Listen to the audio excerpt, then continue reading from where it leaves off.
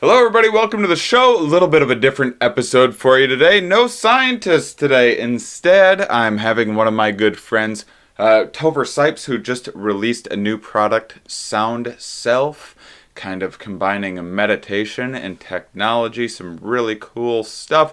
And he is an incredible artist who you may know from making the Here We Are podcast logo. He also made the original draft for the Psychonautics, a comics exploration of psychedelics film poster. It ended up not being used, which I always thought was a shame, but you can go on his site and see the poster that I liked, that I wanted to use. The distribution company picked a crazier looking one rather than his artful, subtle poster. But anyway, he's an incredible artist, and one of the reasons why I wanted to do this, when I'm experimenting a little more, a few times a year, I deviate from kind of having a strictly academic guest, and I'm pretty stubborn about keeping it in academia, but I've been experimenting a little more. I don't know if I'll break off and do a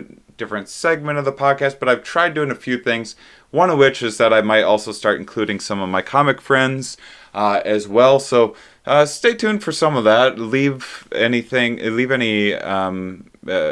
suggestions or anything in the comment sections. Anything that you like, anything that you don't like, anything you'd like to see more of, any potential guests, stuff like that. And this has been a cool, interesting, weird time for experimentation, and this episode came out really great. And another big reason why I wanted to do this is because I'm kind of leaving some of the psychedelic communication stuff, or putting it on pause for a while until live touring starts up again. But there's all of these incredible visionary artists that I've met along the way that I'm such a huge fan of, and I still want to stay a little connected to that world. And so I'm starting to do every Friday on Instagram, I'm plugging one of the artists that I've worked with in the past or that I'm a big fan of. So you can check me out on Instagram at Shane_Mauss, Mauss, and check me out there, which I'm putting a lot more of my social media effort into lately. So yeah, that's what's new. Lots of things changing around here all of the time. So hope you enjoy today's episode as much as I liked making it. And thank you very much for tuning in. Are we? Yes. Where are we? Here. Why are we here? Not entirely clear. We are misfits thrust into existence by random chance, with no hints at all as to how we're supposed to make sense of it all. It's immensely bizarre. Here we are. Hello, everybody, and welcome to the Here We Are podcast. I am comedian Shane Mauss and science podcast host. Today, I am joined by, first of all, Topher Sipes, who made this amazing logo for me years ago. I met Topher. I had Michael Garfield on the Here We Are podcast. They lived together. I went to, Topher was his roommate. I went to interview Michael. Topher was making this incredible digital art on his computer, and it was just when I had just started entering the psychedelic space and community, and so kind of visionary art was especially, and digital painting was especially new to me at the time, and I was blown away, and I just couldn't stop thinking about some of Topher's work. And I got a hold of him one day after after a DMT experience, and I was like, I have this idea for my podcast logo, and the original logo was my if anyone's seen my stand-up science poster work by 𝕻𝕗 𝕻𝕗, that was the original logo. But I decided I wanted to try something a little different, and I was like, Topher, could you make me something that has like the globe in an eye with the globe's the iris, the pupil's a black hole, and the whites of the eye are like the heaven white that you see in like the DMT space. The lashes are like the northern lights. It's in space and it's wrapped in like a DNA like double helix, and he's like, I'll take a whack at it. And this is literally his like first draft. I'll actually say there wasn't the little twist for the black hole in the very first draft, and I was like, could you add a little twist in there to make it look more like a black hole? And that was the one little tweak that he made. But this is first try. He crushed that. For anyone watching this on YouTube, and or anyone that's seen the logo just in general, and just have always been blown away by all of his work. What's your website again, by the way, Topher? It's tophersipes.com. It's TOPHERSIPES.com. Topher is short for Christopher. And if you're watching this on my new YouTube channel, which I'm still figuring out how to get people learning the YouTubes. I feel like such an old man. I'm like 20 years after YouTube was like a thing that people were excited about. I'm like, I'm gonna learn this YouTubes. But Topher also did the other two virtual backgrounds that you see. And he is a part of a new company called SoundSelf. And the company is Andromeda Entertainment, and we have just published and released SoundSelf. Sorry. Well, SoundSelf is mostly what we're going to be talking about today, yep. I imagine. And joining me and Topher is Robin Arnott. Hello. And Robin, who the hell are you? Why are you here? I'm still trying to figure those ones out, Shane. I'll tell you what. You let me know. Let me know if you get an answer for me. All right. All right. I'll give the. Yeah. What's your deal? Introduce yourself. What's my deal? The reason why I'm on folks. Podcasts and stuff now. Yeah. Give us the whole life story. Yeah, whole life story, sure. Well, the universe flashed into existence about 33 years ago, as far as I can tell. Mm-hmm. And I think where to start as far as relevancy to anyone who is listening to this and gives a shit is I'm a game designer, and I've been working in the game design space for about 12 years or so. And I had an intuition with my first oneness experience, which was facilitated by LSD, at Burning Man, all the good things. So when you play a video game, it puts you into a trance state, and there's no reason that the trance state a video game puts you into can't be a meditative trance state or even a transcendent trance state. Like, we can use the trance state invoked by video games to give people altered states of consciousness and peaks into deep stillness or oneness. And that's what I've been spending my career working out, is how to use the video game technology to give people transformative experiences. And Topher and I became friends around the time, or a little before, I started working on SoundSelf, and we were very early collaborators on the project, and I fell in love with Topher's art, his visionary art, which I hope we'll get a chance to meander into just exploring some of in this interview, because it's inspiring work. Thank you. Happy to share that. Yeah, I love this idea. As someone who likes video games so much that I can never own a video game or a system because my life will be ruined. I've lost I've lost many hours and days to. I think I once played Guitar Hero for about 3 days straight. Oh my gosh. And my girlfriend at the time nearly dumped me for it because I couldn't stop. But the idea of like getting just how much a video game is able to to suck in our consciousness, but the idea of using that and kind of reversing it to go inwards and into yourself is something that is really interesting and innovative. Bingo. So as a designer, it's really about, so I see meditation practices as being games. Just using mindfulness as an example, the game you're playing, and the game being a set of rules that you interact with, the game is to bring your attention back to your breath. I saw this great graphic on Facebook just the other day that was like an engineering diagram of meditation that maybe I'll try to pull up at some point while you two are talking so that we can share it. But the idea here being, it is a system you're interacting with, and it draws your attention into a loop of bringing your attention back to your breath.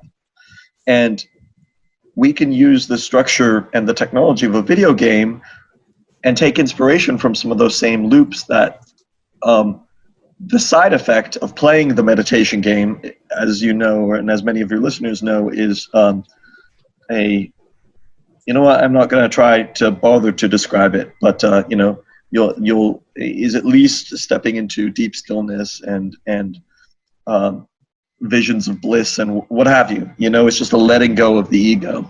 That's a side effect of the game. So by drawing inspiration from meditation practices and I'd call them, I guess, like mystic technologies like chanting, and wrapping that into a video game and using all the power of your graphics card, all the power of more complex and subtle systems, you can actually bring people into really, really deep states of consciousness.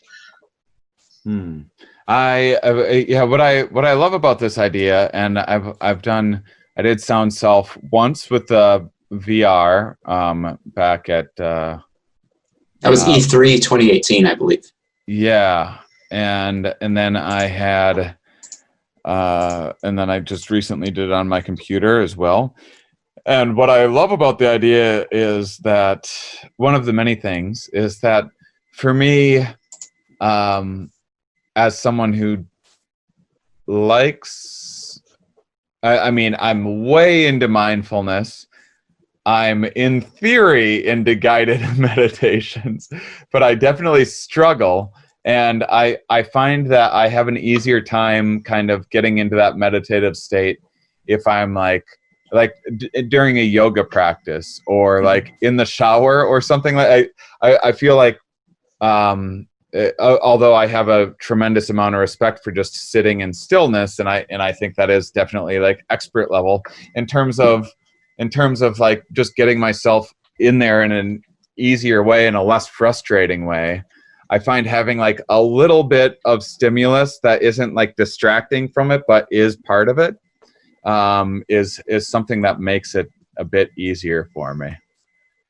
So yeah, and I don't think so. Meditation purists, and I know a lot of them, because you might imagine being a representative of a technodelic and an experience that asserts that it can bring you into a deeply meditative state. Meditative purists will say that, well, that's not really meditation, or, well, it doesn't really count if you're not.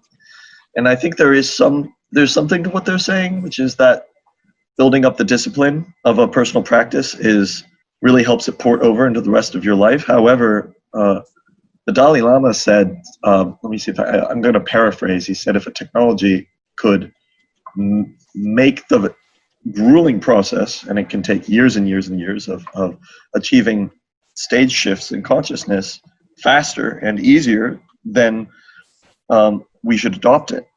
And what I've found in sharing this with people is that for people who I'll start with people who have no interest or experience in meditation, it will often drop them into a state of deep stillness. And for a lot of these people, it's the first time they've ever experienced something like that. And when you have an experience like that for the first time, I still remember my first oneness experience, or I remember everything around it. I think the experience itself doesn't really encode in memory, but it changed my life radically. And so meanwhile, for people who are interested in meditation and transformation and psychedelics and things like this, and when I say psychedelics, I mean psychedelics for transformational purposes. I think a lot of us And actually, I'd be curious to hear both of your input on this. But for me, it really, once I'd had enough of those experiences, my interest in art radically changed. I wasn't interested in distracting myself anymore. I was really interested in deepening my experience and using art and media to deepen my experience. And so for people who do have exposure to transformative experiences, SoundSelf is like, it's basically a media experience that is designed for you, not designed in spite of people like you that you might enjoy anyway. Yeah, I can see there being like a little bit of a pushback from the serious meditators, because there are things like float tanks and stuff that are a fantastic aid of just like, hey, it's very easy to get into. You could go and sit in a cave, but that's like if you happen to have a good cave around, and it depends on the temperature of that cave and if there's a bear in it and everything else. Whereas floating, because it's stillness and because it's quiet, I think people associate that most with meditation, even though to me it seems like mindfulness is something you take with you all through your life. But I can see a natural aversion, because it seems like the meditative state or traditionally is so like taking yourself away from any external stimulation, anti kind of technology, anti like materialist sort of thing. So I can see like at first glance that there could be some pushback to like looking at a screen or plugging into a VR or something like that. But it's just all in how you use these things. Even the difference between TV, the kind of TV program you're watching. Are you just wanting to have something on in the background, or are you like really trying to look at every little scene and what the actors are doing is different than if you're watching an action movie or a documentary, which is different than if you're like playing a video game and an active participant. And yeah. I had an ayahuasca ceremony. I'm trying to remember if Topher was there. I don't think Topher was there for this one. But I had an ayahuasca ceremony. This was before the final season of Game of Thrones, where the Game of Thrones mythology was a very, very foreground language to my experience. And I remember having a very deep experience with Game of Thrones, and with, man, honestly, it really touched me in some archetypal way. And so when, like, being disappointed by the last season was sort of like, recognizing your father is mortal or something. Yeah. So yeah, we can have these really deep transformative experiences with art. I think people know that intuitively. Yeah. And it's a way that I feel a little out of sorts with some of the like the wellness, the institutions of wellness, because wellness and medicine both are I think people practicing wellness and medicine have a habit of taking themselves a little too seriously, and as soon as you're taking yourself seriously, it really saps the potential, the transformative potential of the experience itself. Yeah. And that's something that gaming and entertainment, like, you're not going to take it. There's no risk of taking a video game seriously, so you come to it with an open heart. Yeah, and I mean, I don't think like even things like digital paint and everything like that is going to be, the aesthetic like go-to for every single person. Some people really, everyone has different art that they're into. Some people like more traditional things. I mean, you're preaching to the choir a little bit here, because I consider myself a little bit of like a futurist and transhumanist type, and I'm also big into mindfulness at the same time, and transformative experiences. And so I'm excited that people are trying to combine all of these things, and it's so in its infancy right now. And before we I mean, we might as well show people a little bit of what we're talking about here. So rather than just talking about it the whole time, but I'll say what I what I like about it, when I just went and did it again this morning, was that it's also, you know, simple too, with all of the, you know, you really could have like made it a fireworks show if you wanted to, and it is like really visually appealing and stunning, but it wasn't so over the top that it's like distracting from the breath. So if you can play that was my take of it anyway. If you can play a little bit of what we're talking about, just to kind of show people and kind of tell people a little bit about what the process is, or I don't know, however. Sure. Present it however you like. Yeah. Which video would you like me to start with the trailer, Topher, and then maybe go into some of the other video, and you and I can talk over it a little bit? And this is my opportunity to get all of my listeners to start checking out my the podcast on YouTube, as I'm trying to get more people steered over there and subscribing. So haha, now we've piqued your curiosity, and now you'll have to go and take a look at YouTube. Now Topher's taking off all his clothes again on YouTube. All right. Y'all see the video queued up? Yeah. Okay. Here we go. Play.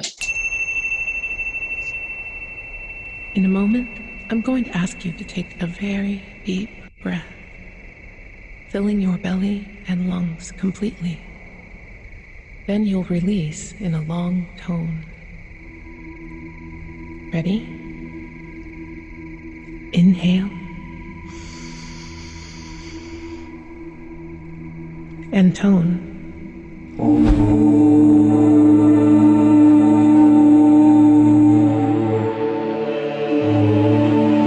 my God.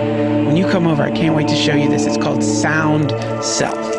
It responds to the sounds you're making, and so you hear your voice being transformed and replaced. It's just very psychedelic. Have you ever done 5-MeO? That's what that felt like. I don't think I know how relaxed I even feel right now. Oh, I feel so good. There's one feeling over my entire body. I'm vibrating. Welcome to SoundSelf. And so basically, you're kind of, and this is, with all of these things, I'll say as someone who had you know, like a Midwestern blue collar factory worker upbringing and whatnot, anything even close to new agey has been something that like took me a little while to adapt, and was always just like, you know, to try to explain to some of the the folks around me, like the benefits that I've had from mindfulness and yoga and that sort of thing. And I will say that just like I'm kind of I'm at my parents' at the moment, and I've been showing my mom yoga for the first time, and I'm excited that she's like getting into it, and it's going to be awesome for her health, and she likes doing it. But at first I have to like prep her that like, oh, when they're talking about this and that, it might like feel a little silly at first, or you don't feel like you're doing it exactly right at first. But there's so many, like after you do it for a while, you start to realize, what is it? Am I hearing some video? I think, Topher, I think you might have the YouTube still playing, or a YouTube still playing. Yeah, you're just hearing Tina a little bit. Oh, okay. Well, you can start this if you want. But if you can talk about kind of why, one, I'm wondering, I heard Duncan Trussell there talking about like talking into it and changing your voice and everything. What is like the traditional use of this? And I remember when I did it at the what was the conference? E3. Or what, E3. The E3. What was that again? That event? Oh, hey, Topher, maybe stop sharing your screen for a second so that we can make sure that the YouTube isn't just sticking on. There we go. Okay. So that E3, what was that event again? That's the Electronic Entertainment Expo, Yeah. one of the largest video game conferences and expos that's been going on for several decades. Yeah. I was in LA in 2018. And so, you know, at first of like playing around with the and I remember like other people being around me, and I'd get like self-conscious of like, oh, what do I look like sitting here with these VR goggles on going, you know, but then I was reminded of, you know, that kind of that traditional, you know, Om sound that like every religion and everything kind of tends to use. And I was kind of reminded of a thought that I had while floating once, which is that I was actually on mushrooms and in a float tank, and I was kind of hearing that sound, and it was kind of unlocking these inner landscapes in my mind. And I thought, you know, that sound that we associate with like meditation or religion or whatnot, it's also the same sort of sound that everything sounds like when it's underwater. And I thought, I bet that's what the prenatal environment sounds like. And I bet as the origins of your perception are constructing, that's what the first sounds sound like when your brain's putting together like how to compartmentalize these stimulus. And then after you're born, there's like everything else becomes attached to that. And so it's interesting to me that, and this is, you know, wild speculation, of course, but there's like that sound has this feeling of like going home. It has a feeling of like comfort around it, and it's this sound that seems to resonate through all these different spiritual practices and every different, you know, it's like a very safe register that we can all kind of sing in and feel comfortable with, even if we aren't the best singer in the world. And so I think that there's something really interesting that those sounds do tap into in the mind. Do you ever think about that at all? Like what is it about those sounds that tend to like draw you inward? Yeah, got a few thoughts on that. That reminds me of during one of our SoundSelf research trips a few years ago with Robin. Realized that I remember writing this down during an extended session, and realized that SoundSelf it's an exteriorization of an inner experience that we all have access to. And SoundSelf is kind of like an invitation in some ways to tap into that. And so the notion of it being a game, or it's something that one plays. Robin was speaking a little bit to the seriousness and wellness earlier, and health. But when someone approaches something through play, there's a greater openness. Yeah. There's greater curiosity. Yeah. And there's opportunities for transformation with that openness and curiosity that can lead to very serious, you know. I was just saying this when I just screened the Psychonautics documentary, and I had people live like tuning in and commenting and asking questions, and I had the director and the producer and everything there, and I made the point of, you know, there was like a couple scenes of like, here's me on mushrooms like rolling around in the grass or whatever, and if you show this to someone that's never done a psychedelic before and someone that's maybe a little more straight-laced, and you go like, hey, this was this transformative therapeutic experience for me. You know, most people be like, and you're like some licking a idiot rock or on something. drugs. You know, and I wouldn't blame someone for thinking that. It is interesting how like becoming an adult is so like, and now we must put a suit on and tie a tie, and this is what an adult, which is just like a new costume, that we put on, which is as goofy as fucking anything is.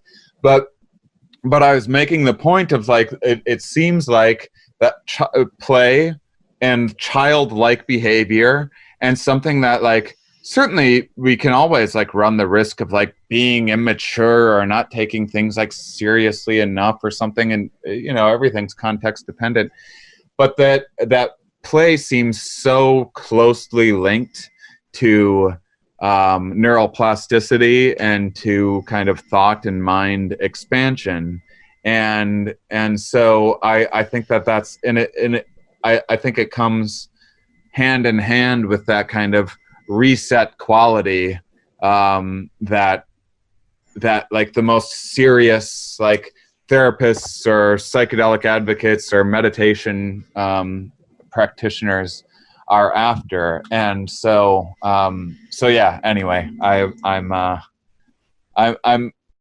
very much I always take issue with people that think like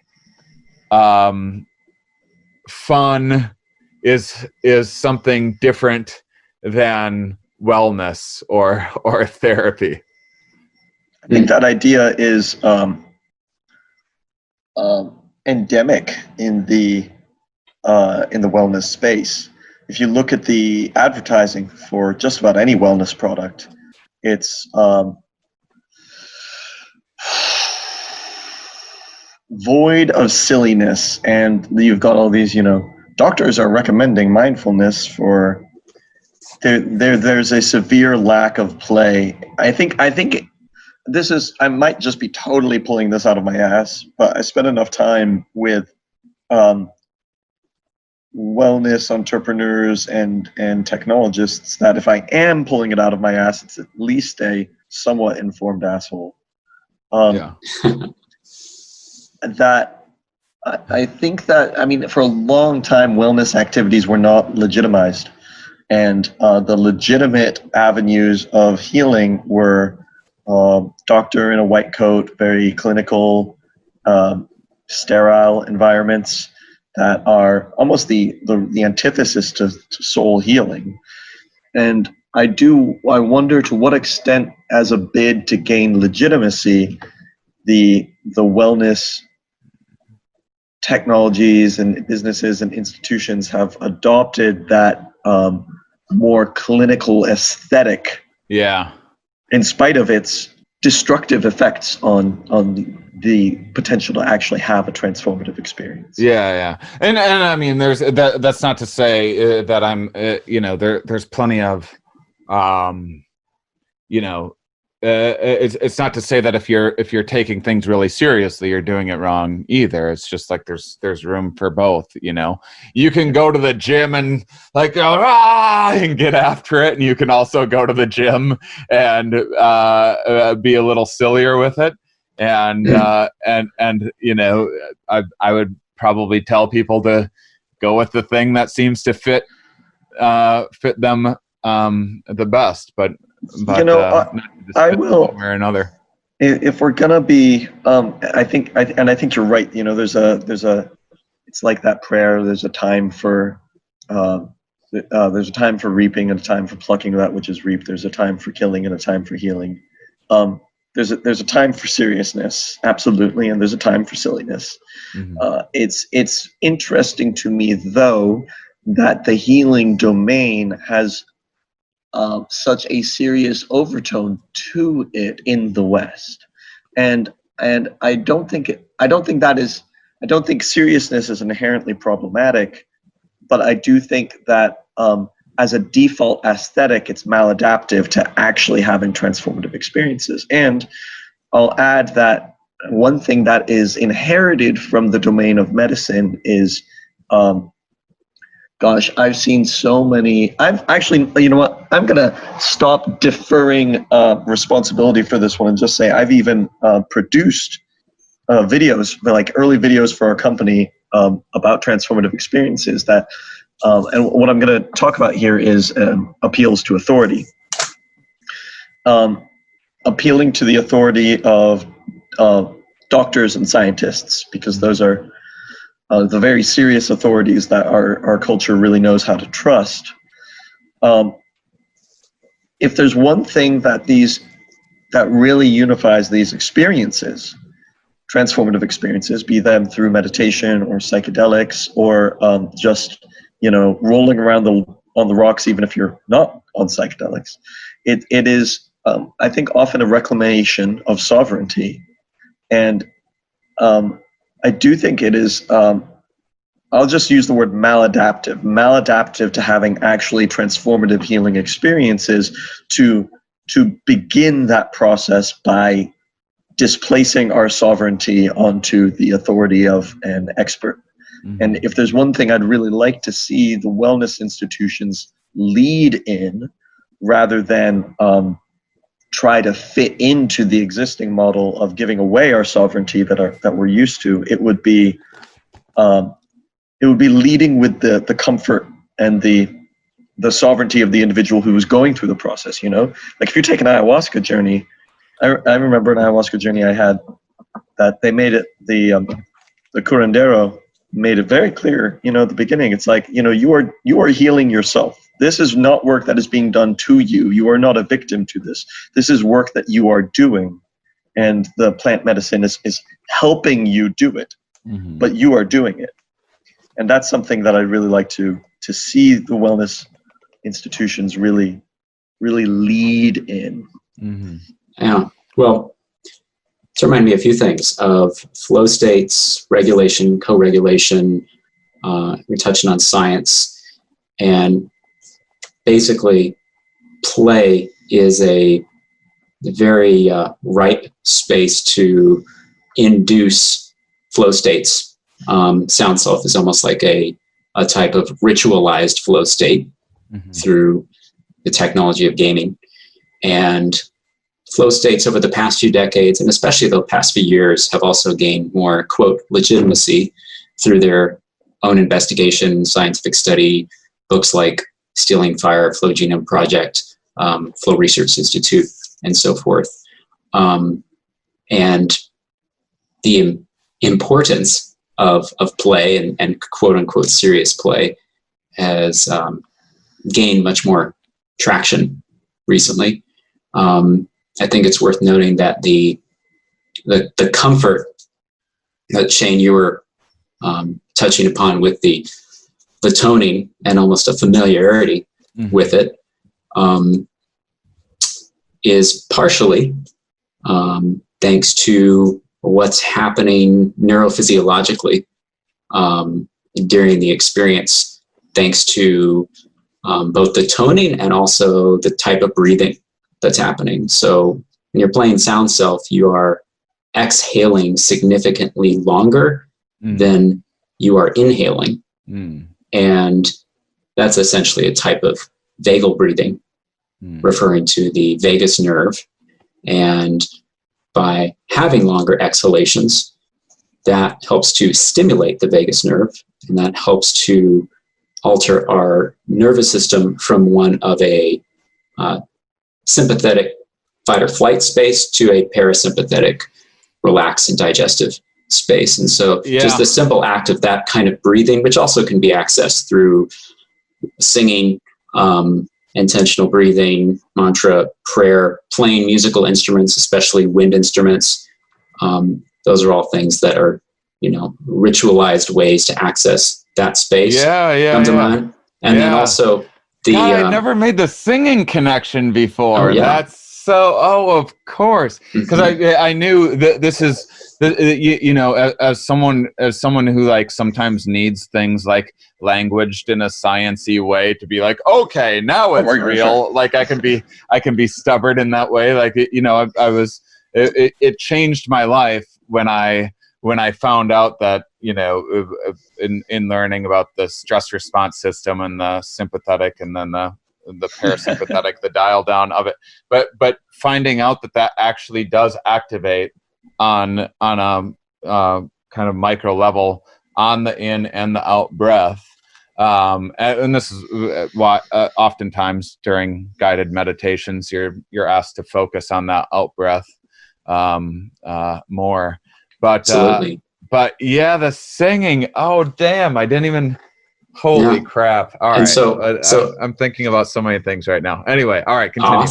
Awesome. Well, yeah, singing by oneself or singing with others. That's by oneself. That's a type of independent regulation of one's nervous system, and singing with others is a type of co-regulation where you can actually sync our biorhythms together and collectively, de-escalate, the nervous system together.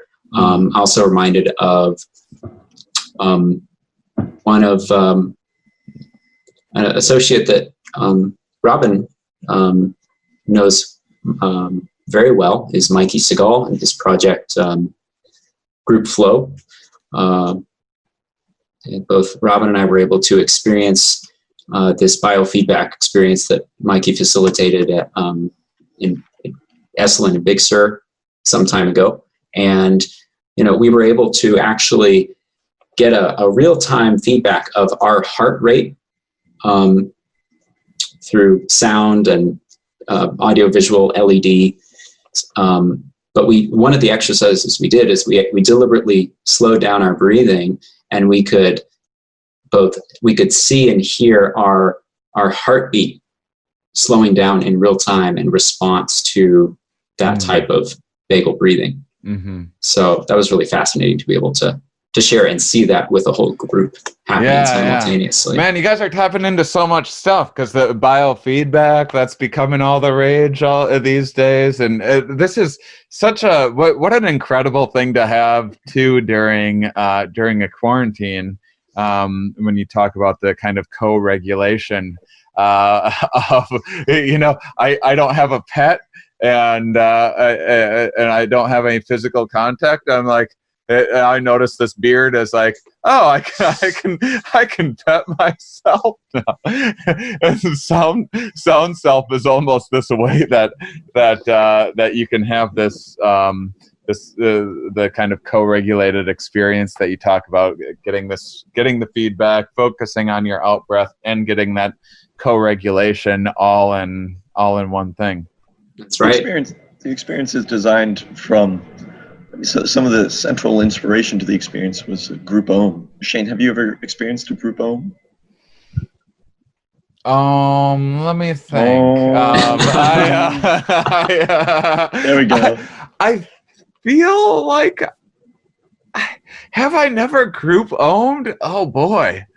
I feel like I'm the type of person that should have had 1 or 2 group ohms in there in a life, but I'm not drawing on any clear memory of. Let's do it. Are we gonna group overdue for a group ohm? Are we gonna do a countdown? Are we all gonna start at the same time? Is one of us gonna start and take the lead? I think we're gonna find out. Are we just? We're just gonna be spot.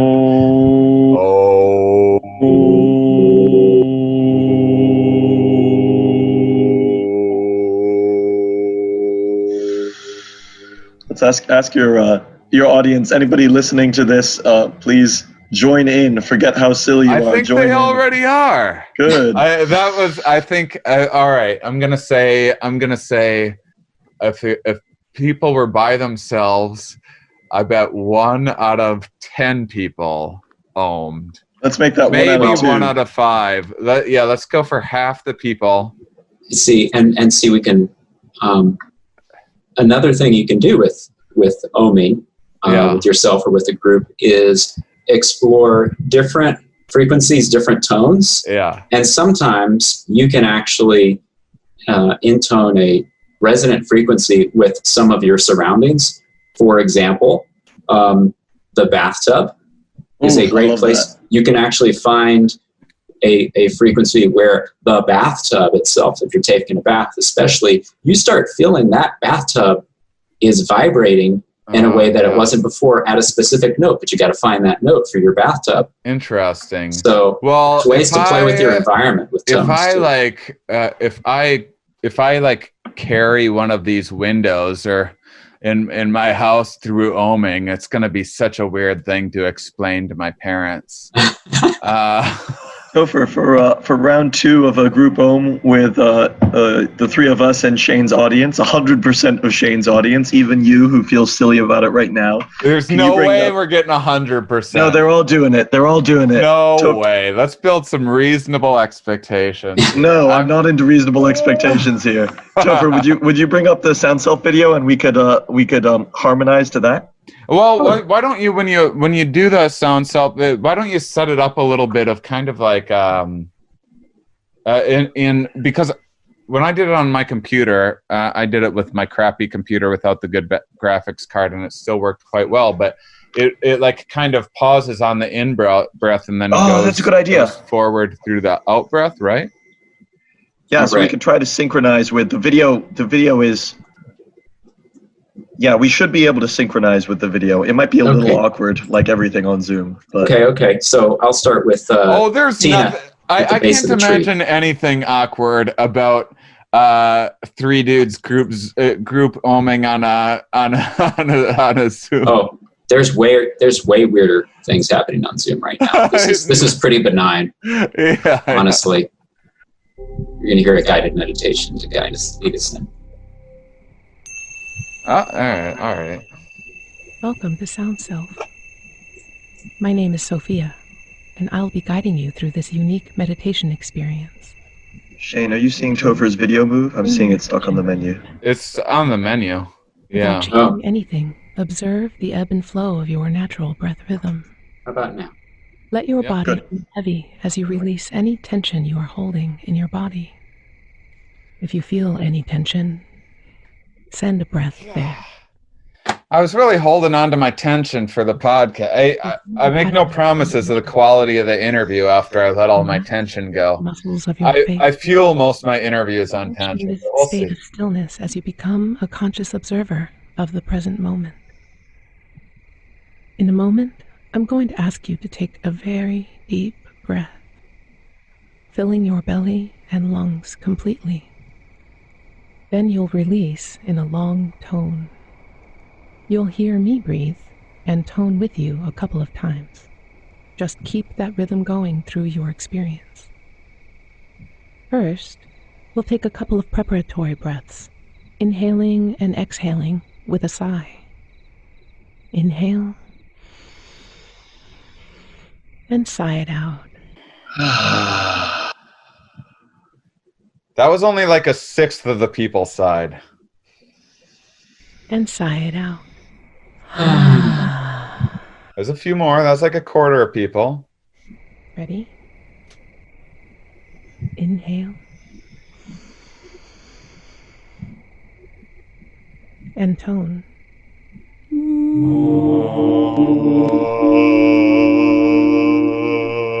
Then inhale.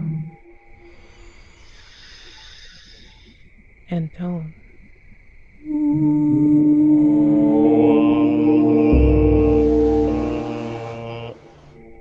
Inhale. There we go. And tone.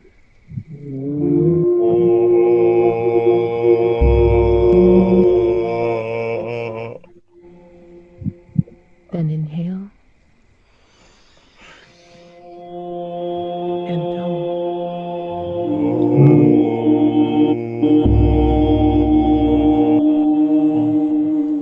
Is it freezing? I feel like it's freezing a little bit.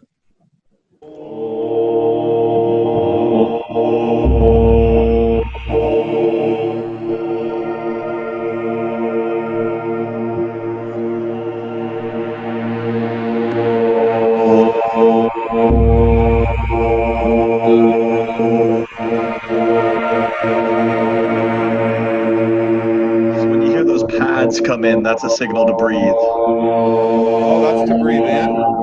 Yeah, that's when in the game it would be following your breath, but we can follow the game. All wrong. So there you tone.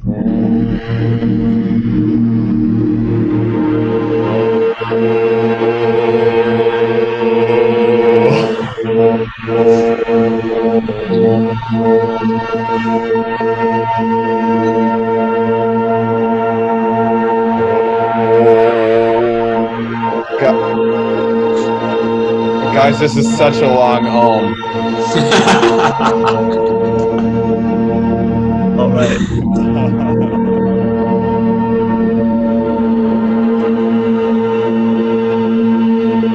What happens when you just pause it. talk? Oh, it doesn't really work very well. Okay. It's designed for long tones, and if you talk, actually, I'll give you a little story. Early on in the design of SoundSelf, it was always designed for long tones, but I saw a woman play SoundSelf, and she started telling it what to do.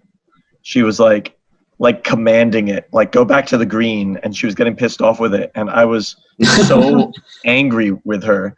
Like it was like so protective of this, little your baby. Psychedelic. Yeah. So I designed into SoundSelf something that would record your voice and then play it back to you later on, with the idea that if you're talking to it, if you're bringing loving affirmations, it's going to bring those back to you. But if you're being a dick, it'll bring that back to you as well. Yeah, tripping is I wish you could do that with trip. Like, no, I don't. I'm not liking the scary flame demon place so much. Can we go back to the little fractal tunnels? I liked the fractal tunnels. Can we go back? And then you'd hear that on repeat. Speaking of which, it's worth noting that every time that you play SoundSelf, it's a different experience, both based off of how you're toning. Even if you were to tone 2 sessions as closely as you can possibly do, the graphics engine is a generative space that is constantly creating new things based on what you're doing. So you're never going to have the same experience twice in SoundSelf, both with what you're seeing and also what you're hearing. The audio engine is also generative. Robin had a background as an audio engineer, which is what helped make all of this possible. So what's the name of the company again? 𝕊𝕐𝕗 Entertainment. Nice. So what other products do you have? Our first experience that came out, it's actually available on Oculus Quest now. It's called Audio Trip, which is it's a virtual reality dance experience. So everything we're focusing on in the company is about bringing transformative, embodied practices into gaming, playfully into gaming. So it's gaming that's good for you without being like eat your vegetables gaming. It's intrinsically joyful and good for you. So Audio Trip is a dance game that features music by lots of people that you know, like Lady Gaga and who else, Topher, comes to mind as like artists that are featured in Audio Trip? Oh goodness. Dead people like that. Dance music. And it's designed by a choreographer, and the experience is designed to bring your body into a dance. In fact, like if you're trying to, let's pull up a video of it. If you motherfuckers think you're gonna get me to dance on Zoom, you should try this. You got another thing coming. You already got me group omen. I think I've explored past my comfort zone. We'll get your mom dancing too. Okay, I've got audio. I've got Audio Trip queued up. Here it comes. Audio Trip, show off your moves. Boom.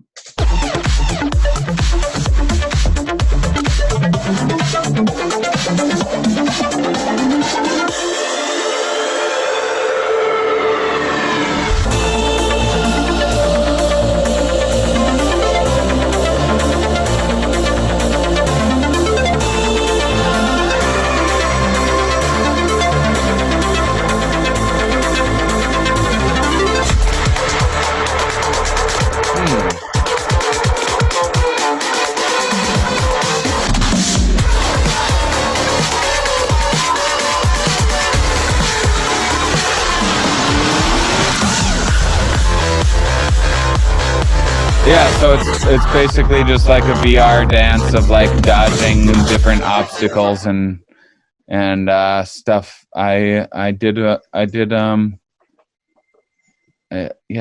that's awesome. I'm big into the VR. What do you guys think is the future? What are you excited to see come out as technology improves? You got anything that you're working towards in the future that aren't gonna spoil all of your? I can speak to some of what I'm most interested in, which is getting. Okay, so with virtual reality, you're strapping a headset with a display onto a person's face, and they're already working on getting eye tracking into these. Now, eye tracking is like breaking the seal on biosensors. Right now, let's say you want to get an EEG reading on someone's brain. That takes a device that costs maybe $150 or something like that. The Muse is a great device, but let's say you want EKG, which is electrical signals, or heart rate or breath. These are all, once we can bring these biosensors into gameplay, it's going to allow designers to make much more body-centered transformative experiences than is possible right now. Like imagining a whole virtual world that responds to your heart rate. And with eye tracking, so eye tracking is the first one to come in, you can read all sorts of biometric data from a person's eyes. So I think we're going to begin seeing, it's something for designers to wrap their heads around how these technologies work so that you can use biosensor data. Like there's some really low-hanging fruit on how to use biosensor data for some shitty game design. But once you really think about, okay, what is it like for my heart to play a video game rather than for my heart just to be like shown in the environment of the video game. Like SoundSelf, I think, is what is it like for my breath and voice to play a video game, and this, which is why we have this feedback loop that's so built around your body, and it's part of why the experience is so transformative. Okay, so what happens when your heart rate is playing a video game, or your heart rate variability, or anything that is just more, say, intimate and subtle than just your mind and your fingers. That's what I'm most excited about. For me, personally, the creative possibilities are what excite me the most. Which I've been able to taste a good bit of in the past few years, specifically being able to make artwork inside of virtual reality.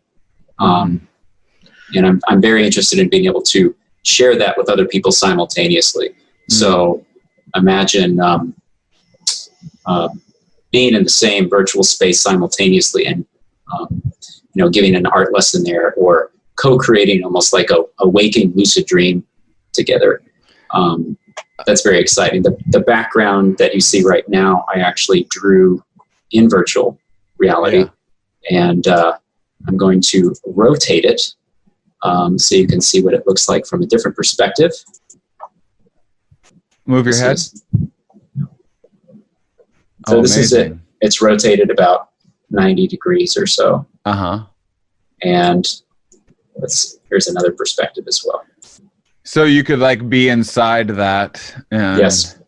Right. Yep. Yeah. That's amazing. That even just, what is it? The paintbrush, or what is it?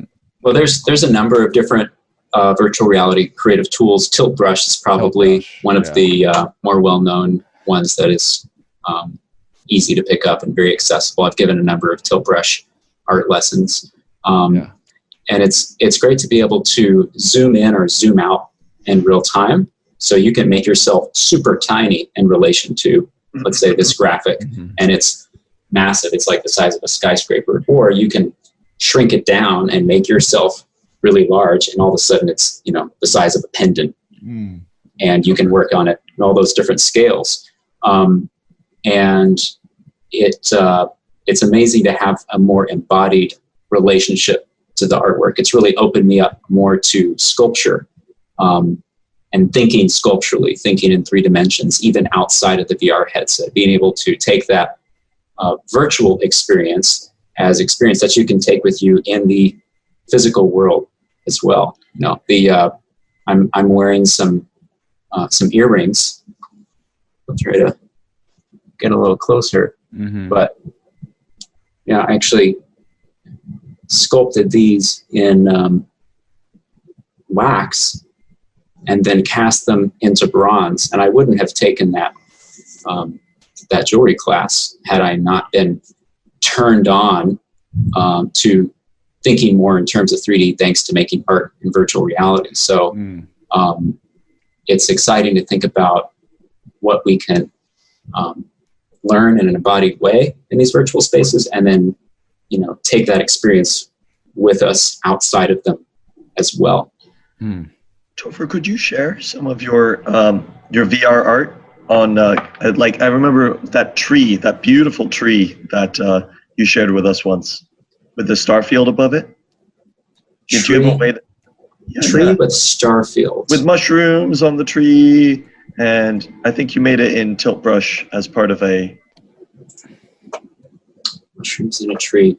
A bunch of trees. There were a bunch of trees. You're like, it was sort of like the end of SoundSelf. I bet it was a different. I bet it was a different artist, Topher. It definitely wasn't. It was definitely Topher. I know just a few things I can show you. I'm not remembering that one at the moment.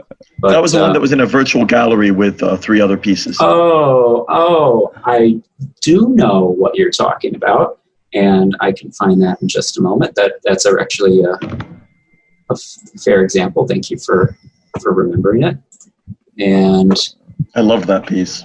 What if someone wants to? So I've never been a visual artist or into painting or drawing or anything, and we're all taking up a bunch of new hobbies in this quarantine. If someone's trying to get into like digital painting or kind of this 3D virtual art, is there a good place to start? Well, it depends on the software that one, the hardware that one has access to. There's a number of digital painting apps even on mobile devices these days. My favorite digital painting app is probably called Procreate. I've made a number. I've actually switched over to that almost for all of my 2-dimensional digital painting these days. Sarah tells me your favorite digital painting app is Procreate. You sly dog. I've got.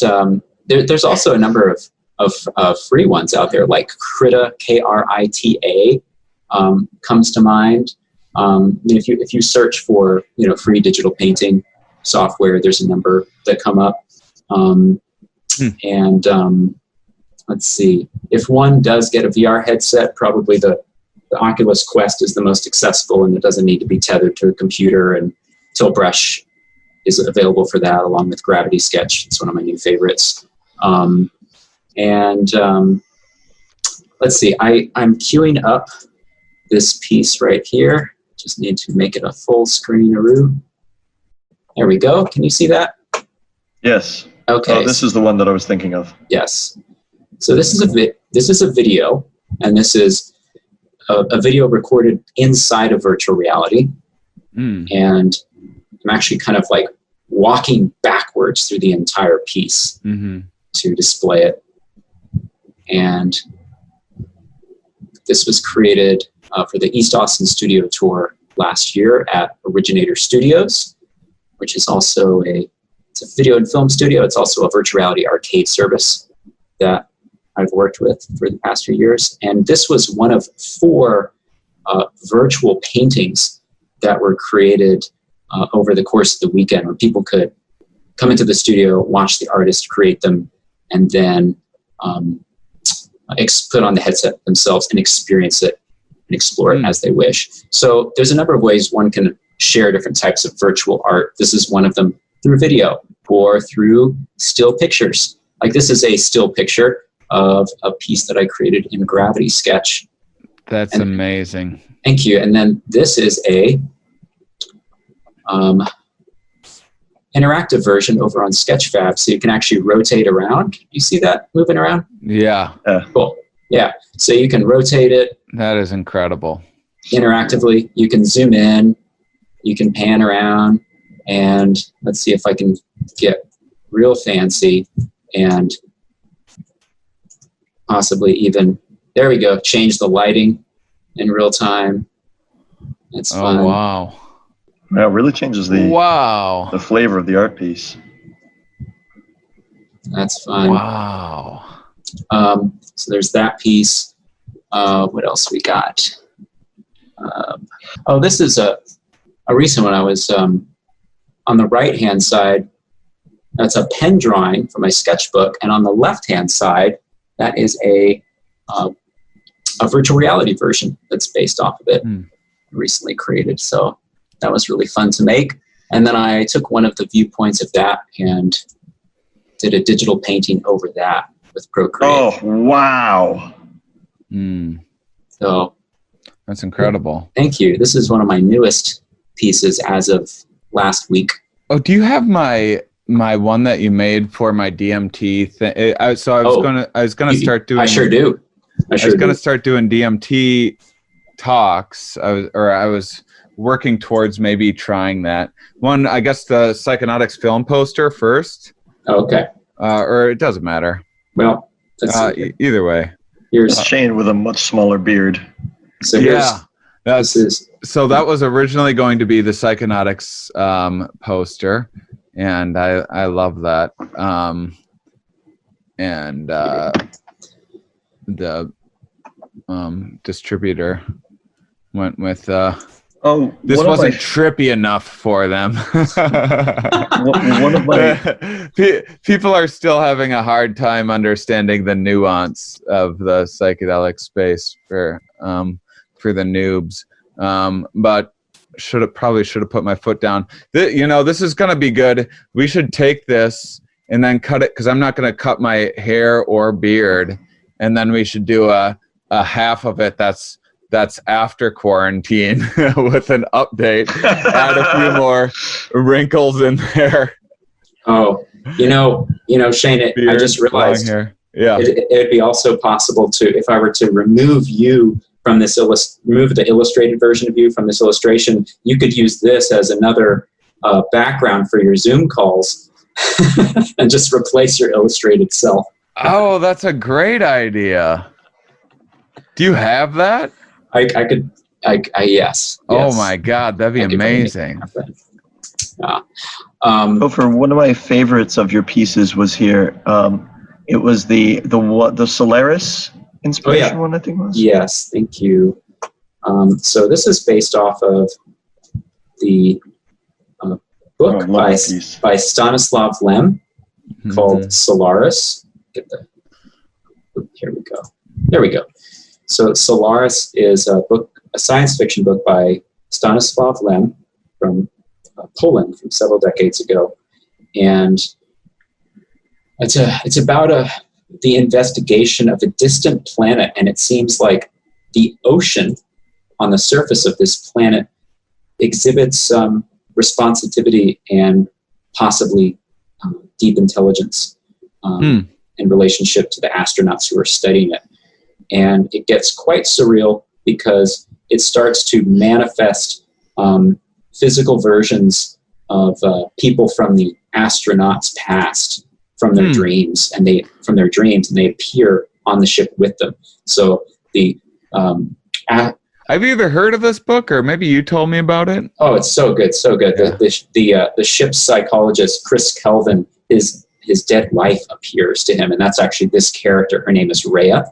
And it is a psychological thriller. It's not your average sci-fi with monsters per se, but more sort of the only monsters are more within our own minds. And so this is the thumbnail that led to the eventual drawing, and then the fully colored piece. That's one of my favorite. I don't do too many tribute pieces or fan art, but this is one of the exceptions. Amazing. Well, everyone go to tophersipes.com, of course. And then where should people go to find SoundSelf? SoundSelf.com. Awesome. And if you want to, we're just launching a free trial of SoundSelf so people will be able to try it and before committing dollars to it. Awesome. That sounds absolutely terrific. And listeners can go to the herewearepodcast.com website to get all the links there as well. And yeah, anything else that we need to cover before we do our group Om to wrap up? Yeah. Say goodbye to folks. I think Robin wanted to acknowledge a few buddies of ours, and I'm going to screen share some imagery of them as well. Oh, that'd be wonderful. Do you want to start with Boz, Topher? Absolutely. So it's been a difficult week for us. We've just lost two close friends of the company and personal mentors of mine, all in a week. The first is Ryan Boz, who was a really, really beautiful soul and very active in the burner community and psychedelic community. I would be very unsurprised if many of your listeners and viewers know him. Topher, I see Topher Sipes has started screen sharing, but I'm not seeing an image. Same. Let's see here. So I'll just eulogize Boz a little bit while you pull it up. There we go. Good man. Good man. Oh, sorry. Let me try that again. Yeah, so he was super active in the crypto space and psychedelic space, and he died in Big Sur in a car accident. Oh, wow. Yeah. Very, very, very smart futurist man. And he, my understanding was that he was having a really hard time of life for a while, and then just in the last few years really exploded in grace, and in a couple of years, it's really actually an amazing story of how a person can transform in just a short period of time, because he became through plant medicine, through ayahuasca specifically, he became an incredibly potent and deeply grounded and deeply loving person who had a really profound impact on many, many, many of the lives he touched. And so I take great inspiration from that, because I'm going through kind of a difficult time of it right now, and I know who he became and who he was, and so very inspired. Yeah, and on a two technical notes. One, are you able to see him right now? Yes. Yep. Okay, good. And then two, I think he was closer to Mount Shasta when he passed. Oh, did I not say that? I think you said Big Sur. Oh, Mount Shasta, you're right. He was further north in California. And when I met him, he only shared space just a handful of times, but he left such an impression. And we got to talk about dreams and dream work, because I've been doing dream work for about 16 years and documenting my dreams. And he was able to acknowledge that and witness that me, and we were able to connect pretty deeply very quickly over that. And he even showed up in a dream where I called him out, and he totally owned it. It was just a very unique way to first connect with someone about, to dream about them and then formally meet them. And he's already shown up in my dreams the past week. So he definitely left an impression, and he will be missed. Would you mind sharing briefly how he's shown up in your dreams, Toph? Oh, pretty casually so far. And I expect there to be more. There wasn't any significant communication or anything. He was amidst a group, and it was just good to be around him.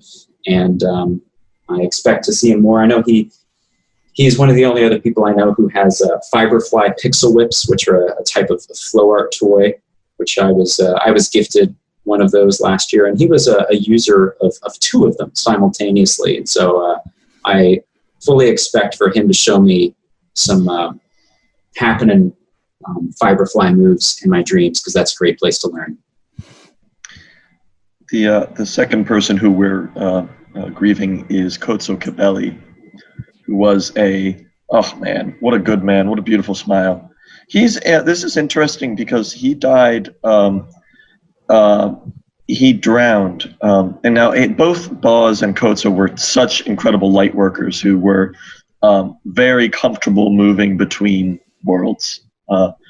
Boz and 𝐂𝐨𝐸 were both extremely literate in not only in psychedelics, but in sort of navigating the, how do I say this? Navigating the ephemeral, and really bringing that wisdom into their lived reality on this plane. So 𝐀𝐨𝐦𝐦𝐦𝐻𝑍 and I and 𝐷𝑍 and I both separately shared many conversations where they had no, like Shane, you described coming from a family of, and I'm the same way, my upbringing was very rationalist and reductionist. And so for me, it's a little difficult to totally let go into those spaces and not couch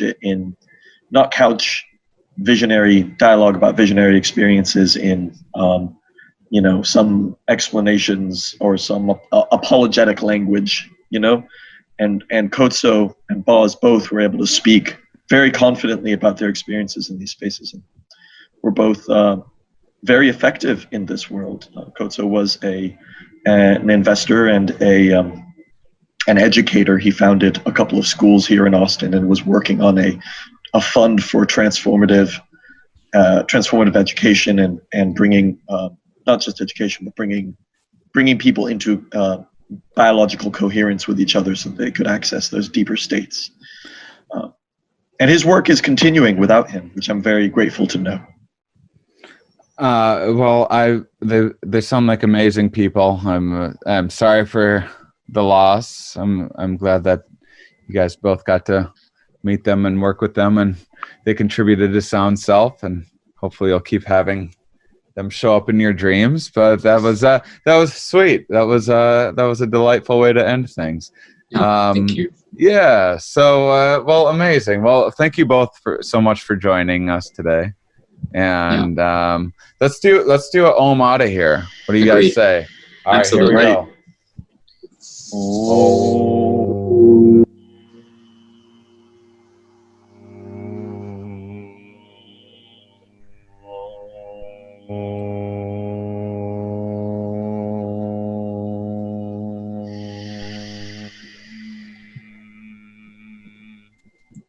Woo! We did it. All right. Thank you, guys. Thanks, Shane.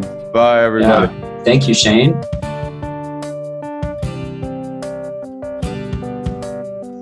Hey guys, if you liked the show and you want to support me, you can go to Patreon and check me out there. That's the main source. I'll also be putting up Venmo and Cash App and other things, maybe Bitcoin. However you want to support the show, I want to make it easy for you. We're overhauling the HereWeArePodcast.com website, so I apologize if some of you are confused. It's like a 3-week, month-long process. So finding the old episodes on there is not possible at the time that I'm recording this, though everything's still available on all of your podcasting apps. And on Patreon, there's some free things that you can check out on there, including the many ways that we've been improving this show. And I'm also using it as a way of brainstorming new ideas, new jokes, thoughts, videos, things of that nature. So, thanks for checking out the show. Those of you that watch all the way to the end, you are, of course, my favorites.